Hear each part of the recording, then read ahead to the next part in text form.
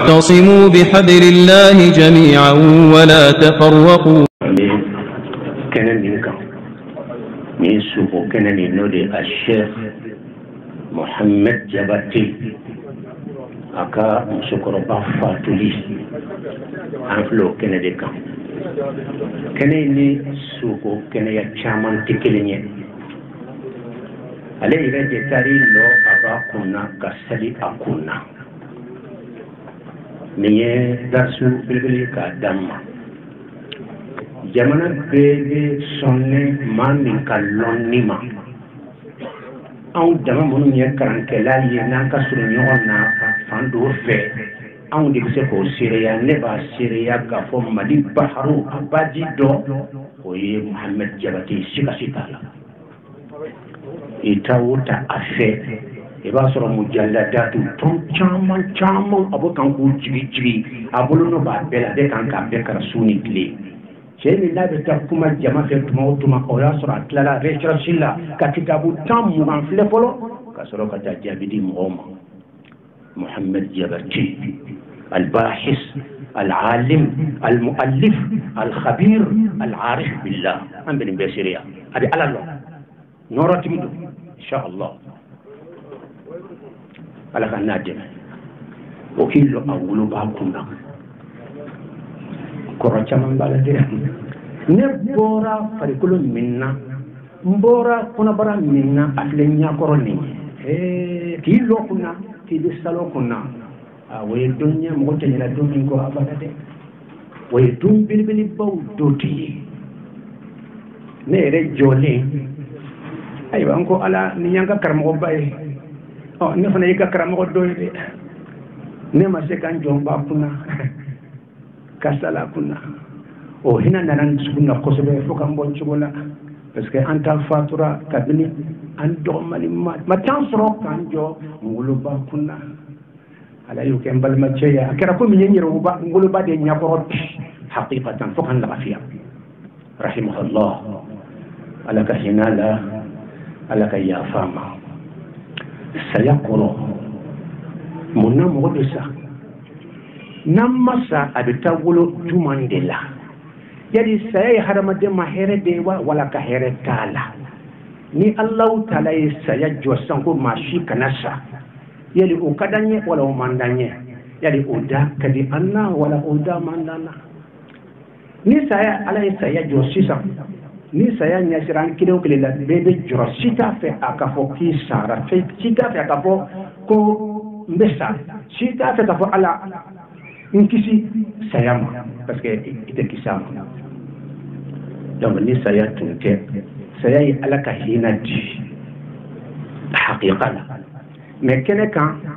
fo hali de do ki ni bo kene kan amandi mo chamanye mais saya yere ya ala ka hina di kana aka harama demuma ala kira muhammad sallallahu alaihi wa alihi wa sallama amantum ani tanya harama denye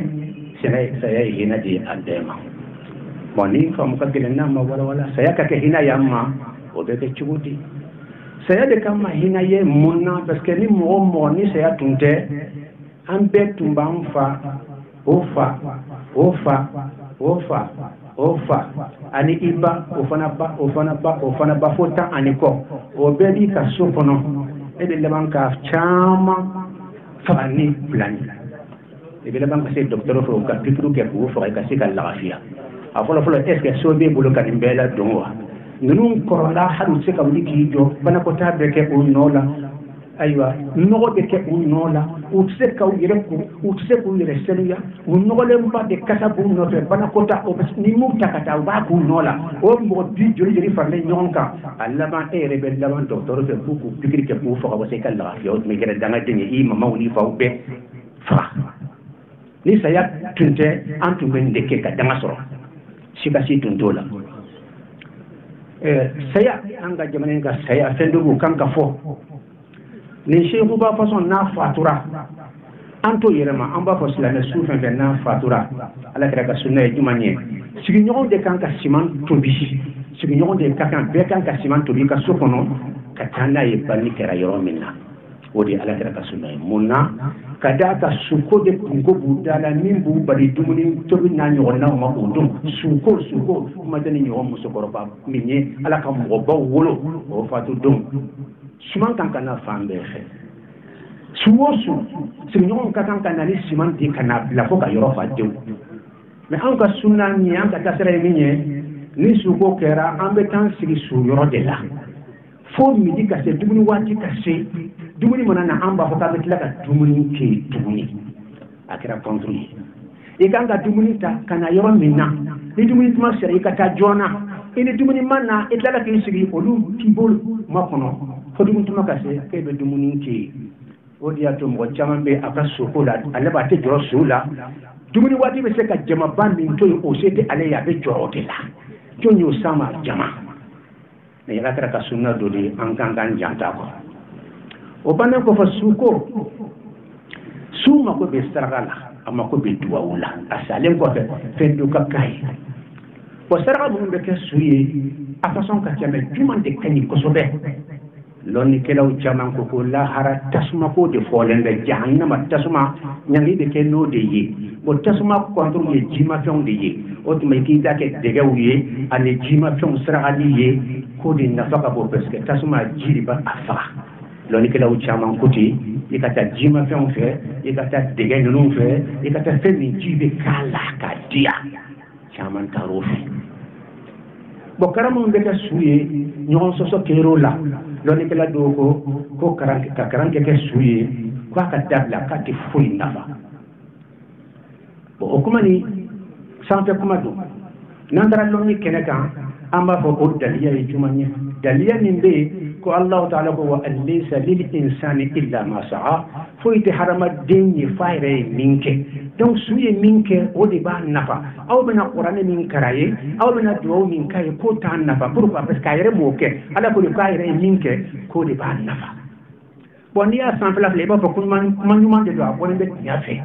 ka soro ay ala kan man ya dam jadi nimbe o de ye min bara o yitaye o yetinaye mais min yitaye iti se ka diwa ala mo fo de e o bar sisa min bara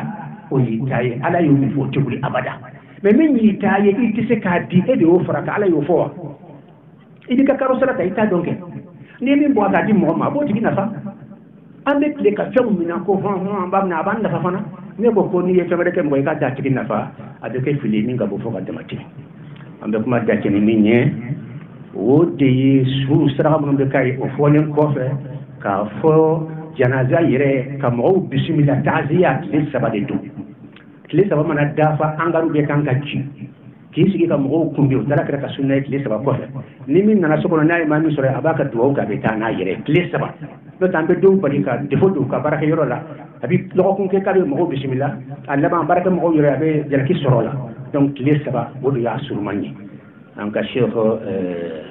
Mohammed Jabati akam sokoroba alaka hinala kaya fama ka dum aljanna kono ka dum ka sagoy asalen ko fe kambe fana fatu liman yakan kambe kademba ya ke an sagoy an fatu len ko fe alaka ya fam bema alaka hinan bela ala ka to bulo fara ni an ko twisa an ka islamiya fule ala yo tinchi bulo fara nunu o harama dew ka sen la newdi o kana fara